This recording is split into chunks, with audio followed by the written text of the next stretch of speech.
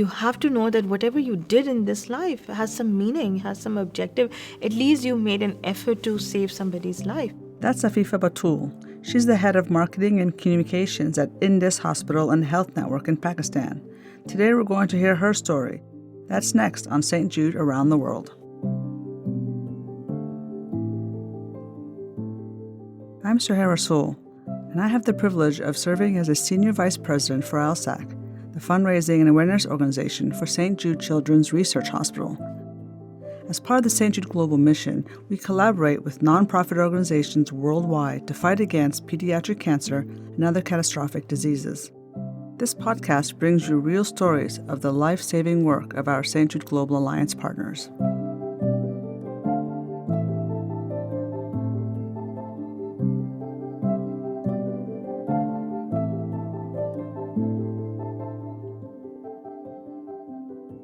Indus Hospital and Health Network in Pakistan began with one hospital in 2007 and has grown into a vast network of healthcare facilities across the country. They now have 15 hospitals, primary care sites, rehab centers, and the largest pediatric oncology services unit in Pakistan. They see a wide range of patients, people from all different places, cultures, backgrounds, and even different income groups. Afifa says that if a child belongs to a lower income group, the financial challenge is not even the first issue. Often the parents are not even aware of pediatric cancer and do not even know where to go. They often go to the wrong healthcare professional. They usually think that it's a normal fever, so they would just self-treat them or go to a neighborhood hospital or a doctor who may not be fully equipped with the knowledge. And often that gets into a situation where the child leads up to a next stage and the next stage, and it's almost nearing to a very difficult stage for the child to return back. And when they come to us, usually it is when they are devastated through and through.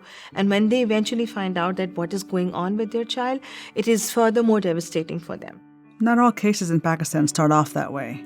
Parents in the middle income groups are usually able to get the right tests and diagnostics for their children. But even then, they can't afford cancer treatment in a private hospital. So every parent wants to give the best to their child, and especially when people who are from the middle income group, they struggle to do that because their income is not supporting that. So this is where, again, they are devastated by the fact, one, it is cancer, which comes down as a bombshell to them. Second, they know it's very expensive and they know they don't have the means. So for them, it's furthermore devastating what to choose and how to move around. Why they come to Indus is because of the fact they know that we will give them free treatment, we will give them quality treatment. But the only taboo that they feel, we are going to a charity hospital, and that can become kind of a social pressure from the family, from their neighbors, or you're going to a charity hospital. Charity hospital does not give good services, but we are a different hospital, and a lot of people do not know that. Till the patient comes and the family comes into it and they experience that, they then feel confident that, we are in the right place. Then there's the higher income families in Pakistan. They often can afford to go to a private hospital, at least at first. But even with their insurance, the treatments can become extremely expensive and parents look for relief and transfer to Indus. No matter their income group, Afifa says all families face cultural challenges in their communities as well. Or maybe the family has this tendency of everybody having a cancer, or even if it's a girl and if she recovers, it is always a tagged history. She had cancer, she had cancer. So getting her married at times gets very difficult also. It's not just the disease itself, but the social norms put the parents and the family under so much duress and pressure that at times it's very difficult for them to choose whether to go for the treatment or not. One of the objectives of Indus as an institution is not only to treat patients, but to work against these kinds of cultural taboos, to spread awareness about childhood cancer. We talk about it more so that people are aware that, look, it is curable. You just have to tap it at the right time. You have to give your best shot, and it is curable. We can beat it. Afifa is dedicated to this work in part because she felt destined to become a doctor when she was younger. Her father was a doctor, and he expected that she would follow in his footsteps. She was on track to do that, but then when she was in high school, her sister passed away suddenly. She got meningitis and she just passed away in 2 days' time. And it was pretty heart-wrenching because it didn't register to me what had happened to her, and it just happened so fast. And I was completely broken down, and I decided, okay, I'm never going to pursue medicine, because how will I see someone, my own, passing out in my hands, and how am I supposed to handle it? And you're a teenager, and at that time you don't have the strength. So I completely told myself that I'm not going to go into medicine. Although I had given a test to enter a medical college, I even cleared it, and I didn't pursue it. After her sister's death, Afifa changed her career journey drastically by getting a master's degree in media education and working first in television and then in marketing for a university in Pakistan. When she got the opportunity to join Indus, she said it felt like it came full circle and helped her fulfill her childhood wish to work in medicine. Being in that hospital setting, you really come close to patients to know how they work, how they react, how they feel, to learn about them, to really feel the stories that they come from or they share. I mean, it really puts my heart back into my whole aim of my life, that I wanted to be a doctor, I wanted to serve, I wanted to help people. And I think that all came around so well in this role. Every time you walk in the hospital, you see thousands of people sitting bare feet, no good clothes, and they're struggling to live a life. That is a motivating factor. Every morning you walk in and you will connect with somebody through their eyes, through their smile, through their looks, their gesture, or a mother with a child looking happily to the child, irrespective of what heat and situation she's coming from. And then as you walk up, we have a physical rehabilitation center right next to our office. You see a lot of patients with prosthetic limbs sitting and waiting for their turn to go for rehabilitation.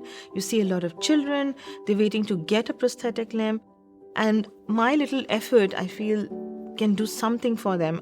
I may not be clinically serving them, but a little bit of effort on making good communications, telling their story, telling what we do, how we are impacting their lives. If that can draw a supporter, a donor to support us, I think I've done my part.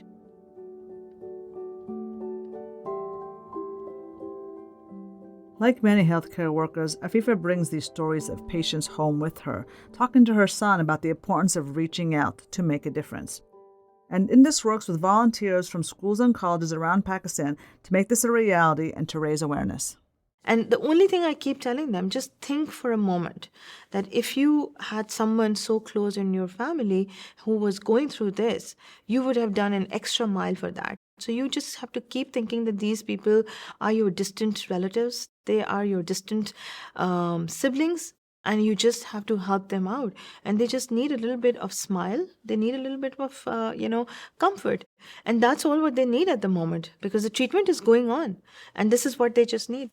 Afifa insists that this work is not about individual effort, but about lots of people coming together around the world to make an impact. Partnerships in the St. Jude Global Alliance reach across continents, bringing unlikely partners together. Indus was part of a joint fundraising effort in 2022 with the Pediatric Cancer Foundation in Poland called Heroes. It's centered around a long-distance runner who traveled the 3 highest mountain ranges in the world. This kind of cross-country partnership is possible because of the St. Jude Global Alliance, who brings these partners together on the St. Jude campus in Memphis, Tennessee. And this is important to break away that bubble. Otherwise, we are so deeply knit in our own work and daily goals and daily achievements that we forget that there is a room for, brainstorming. There we need to think out of the box. And out of the box never comes around, because when you're so deep down involved in your own systems and processes and works and projects, and it will only come once you meet people from different angles, different perspective at different levels, and they don't belong to your own community, maybe they don't belong to your own region, and that is where your ice breaks. And there are certain things which are absolutely common. I mean, irrespective of what background you come from, the feelings, the emotions, the objectives, they're the same. So if these are the same things, then maybe I was the first one to find a solution, maybe they were the first ones. And with these meetings, we're able to connect and fast track our own, challenges, and saying that, okay, maybe I was over having a roadblock. Now they've done this. Might as well just take that experience and move on. So I think this is going to be a great opportunity, making new friends, new ideas to bounce off, and an experience that we would definitely cherish and go back and tell our own team that, look, nothing is impossible.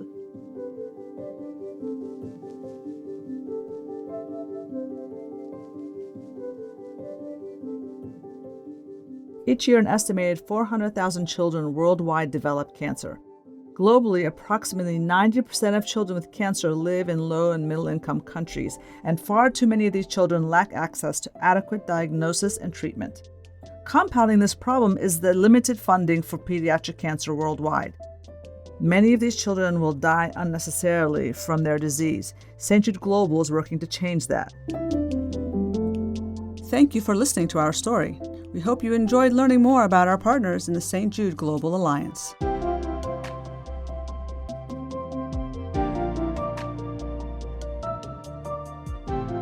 This episode was produced by Jeffrey Reddick.